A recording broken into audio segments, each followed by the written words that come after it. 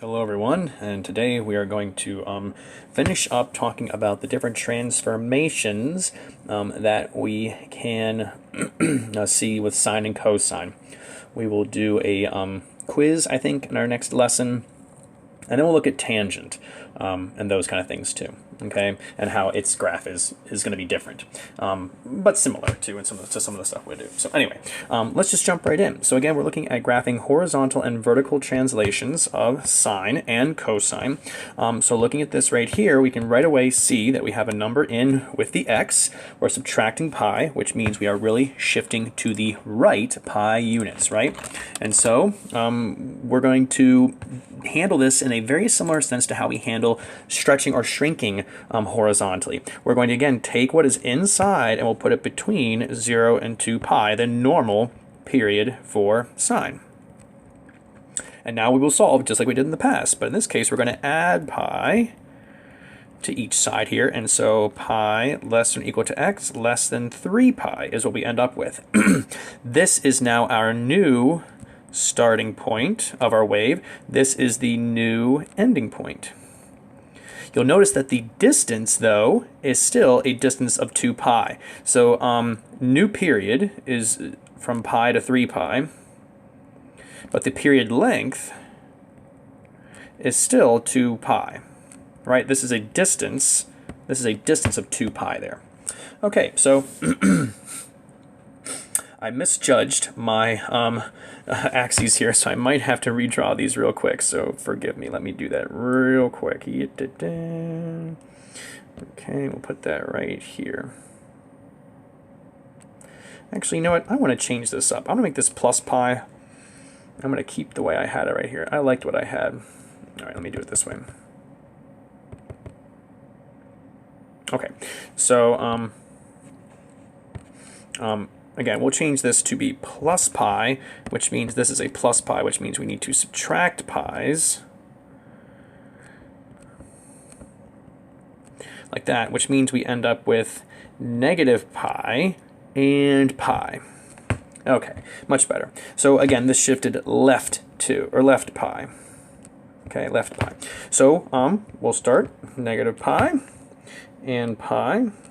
Okay, we'll find again the midpoint. So that's going to be 0, and the quarter points. So pi over 2 and negative pi over 2. And again, to find those quarter points, you add up these 2 points. So negative pi plus 0 is negative pi, divided by 2, negative pi over 2.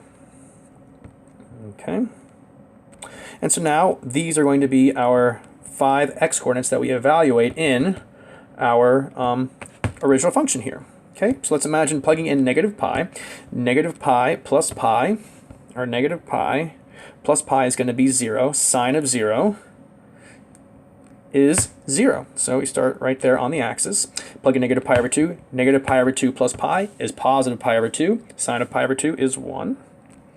Plug in 0. 0 plus pi is 0. Sine of 0 is 0.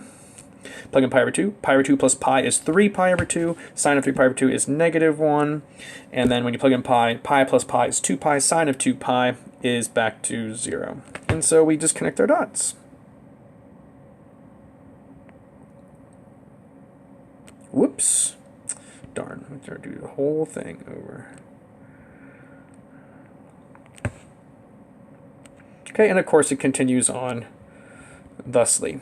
Okay, so, you know, if we wanted to, we could say the domain is negative infinity to infinity still.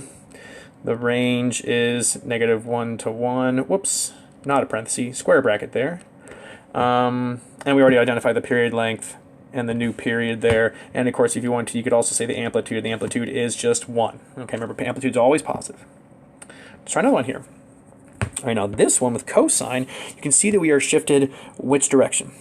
Down 2. Okay, that -2 is on the outside there. So how do we kind of show that? Well, what I'd encourage you to do is, so normally the middle of cosine goes along the x-axis right here, right? And our wave kind of like starts like this. Okay, and the middle of it goes through the x-axis. That middle is now going to shift down too. So what the book kind of describes this, calls it the midline. And so I would encourage you to use this. Draw in this little dotted line here. Now obviously we use that for horizontal asymptotes. This is not a horizontal asymptote. It's just a way to help us kind of see the center of our wave and kind of orient ourselves here. All right, so then we're going to see inside here, it's just x. So our period is going to be 0 less than or equal to x less than 2 pi. So starts at 0, ends at 2 pi. Okay, so that's pretty straightforward there. Find the midpoint, pi, and then the quarter point. So pi over 2 and 3 pi over 2. Okay, and now we'll just plug those in. So plug in 0 to cosine. Cosine of 0 is 1. 1 minus 2 is negative 1. So there's our first point. Plug in pi. Cosine of pi is, 0. There we go. Plug in pi over 2. Now we're going to plug in pi over 2. Okay. Cosine of pi over 2 is 0. Minus 2 is negative 2. So point right there. Let's plug in pi. Cosine of pi is negative 1. Negative 1 minus 2 is negative 3. Plug in 3 pi over 2. Cosine 3 pi over 2 is 0. Minus 2 is going to be back to negative 2. And then 2 pi. Cosine 2 pi is 1. Minus 2 is negative 1. And so there's our fifth point. And again, just connect those dots. And again, you can continue on from there. Okay, what is the domain here? Domain is still negative infinity to infinity. No issues there. The range, though, is different, right? It's what's the lowest y value? It's negative 3, and the highest y value is negative 1. Okay, the amplitude is still just 1, and the period, well, it's just that 0 to 2 pi there. So no changes. Okay. That was sine and cosine individual. Now we're going to start putting them together. So here is something that's got both a shift left, right, up, and down, and what? A vertical stretch by 3. Okay, so let's take care of all this at once. So first of all, I see that plus 1 at the end there. So that means we're going to have a new midline that goes through positive 1, because we shifted up 1. The x minus pi, that's inside the sine, okay, inside the trig function there. So we'll put that between our normal period of x minus, or of 0 and 2 pi. Okay, and we'll just solve by adding pi to both sides. So I get pi less than or equal to x less than or equal to 3 pi. Again, just adding pi. Okay, and now that allows us to set things up here. So let's see, did I kind of line these up? I kind of did. Okay, let's see here. So here's like where pi would be. And so let's see here. This would be 2 pi, and so then 3 pi would be like right here, we'll say. Okay, so there's our starting point of our period, there's our stopping point of our period. So again, we're going to find the midpoint, which is that 2 pi I actually already had. Midway between pi and 2 pi, again, add them up. That's pi plus 2 pi is 3 pi, divided by 2 is 3 pi over 2. And then add up the endpoints of these two, so 2 pi plus 3 pi, 5 pi. And then 5 pi divided by 2, 5 pi over 2. Okay. And now we'll plug these in. So let's plug in pi to start with. Again, don't do the 0. 0 is not the start of our period. Pi is. I mean, you can plug in 0 if you want to. It's just, it's not going to be like necessarily on our graph.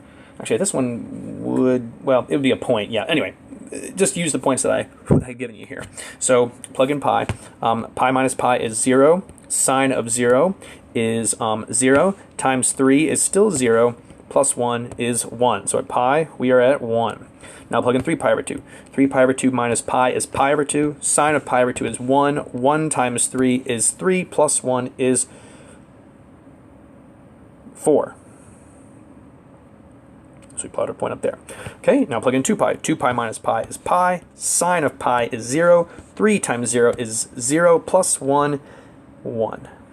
5 pi over 2. You might be able to guess where it's going to end up. Okay, here's our graph so far. Right, where's it going to go next? It's going to go below the midline. Where's it going to end up? Well, if it went up 3 from the midline, it's going to go down 3 from the midline as well. Okay, so let's see. Anyway, let's plug in 5 pi over 2. 5 pi over 2 minus pi is 3 pi over 2. Sine of 3 pi over 2 is negative 1. Negative 1 times 3 is negative 3. Plus 1 is negative 2. So 5 pi over 2 is negative 2. Hey, look at that. What do you know?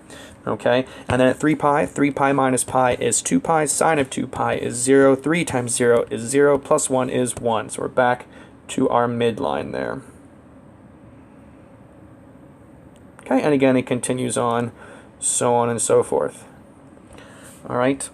You'll notice that the primary graph for sine kind of looks like an S, right? Whereas the primary graph for cosine kind of looks like a C, right? Turned 90 degrees. Okay, you know, if you like that, C, right? Anyway, okay, last one, and we're just closing in our amount of time here. This one has everything. It's got vertical stretch or shrink. It's got horizontal stretch or shrink. It's got shift right. It's got shift down. Okay, so all the transformations all together here, all at once. Now, one thing we're going to do before we jump right into this is, if you notice right here, okay, that 2x minus pi, typically you would rewrite this. To see the true like horizontal stretch or shrink, you need to factor this 2 out inside. So it'd be 2 and then parentheses x minus pi over 2, like that. We're going to take the 2 out from both of those terms and then minus 1. Okay. The good news is, though, using our strategy, you don't need to do that. If we take that 0 less than or equal to 2x minus pi, and you put it between the normal period start and stop of 0 and 2 pi like that, and solve, you'll get the same results as what we had before. So start by adding pi on both sides. Yeesh. There we go. So you get pi is less than or equal to 2x is less than 3 pi, and we'll divide everything by 2. So we get pi over 2, x less than, oops, not less than or equal to, less than 3 pi over 2. The reason why I don't put the equal to's, by the way, for all of these is because 0 and 2 pi technically are kind of like the same. You could. It's not a big deal. Okay, maybe I don't need to either. Anyway, so you could if you just put the equal to there. That's okay. I think it's okay. So anyway. All right, pi over 2 to 3 pi over 2. Wonderful. So again, you know, if here's, so I'll say, I don't know, there's pi over 2. So there would be pi, there would be 3 pi over 2 right there. Okay, like that. And then, so that's our starting point and our stopping point. We'll find the quarter point. So it's going to be 3 pi over 4 and 5 pi over 4. Again, just add these two numbers together, divide your sum by 2. Add these numbers together, divide your sum by 2. Okay, and then our new midline, well, we're shifted down 1, so our new middle of our wave is right there. There we go. Okay, and now we'll just start plugging in points. Okay, so we're going to start with this pi over 2 right here. So pi over 2 times 2 is pi. Pi minus pi is 0. Cosine of 0 is 1 times 2 is 2 minus 1 is 1. Okay, so pi over 2, 1, just like that. Plug in 3 pi over 4. 3 pi over 4 times 2 is 3 pi over 2. 3 pi over 2 minus pi is pi over 2. Cosine of pi over 2 is 0. 0 times 2 is 0. Minus 1 is minus 1. Plug in pi. 2 times pi is 2 pi. 2 pi minus pi is pi. Cosine of pi is negative 1 times 2 is negative 2. Minus 1 is negative 3. 5 pi over 4 times 2 is 5 pi over 2. 5 pi over 2 minus pi is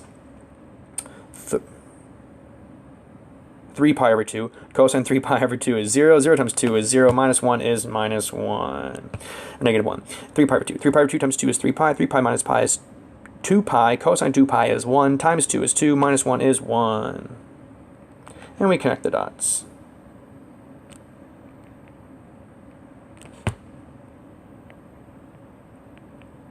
And voila, there's our graph. And again, you can continue it on and continue it on. Okay, domain is still negative infinity to infinity. The range is going to be negative 3. That's our lowest y value up to 1. Amplitude is 2. And the period, well, it goes now from pi over 2 to 3 pi over 2. So the period length is now length of pi. It was cut in half. Okay, so there's the information. If you have any questions, please message me. Thanks, guys, for sticking with me. I'll give you 2 graphs to do for homework, not 4 like I did here. All right, have a good one. Bye.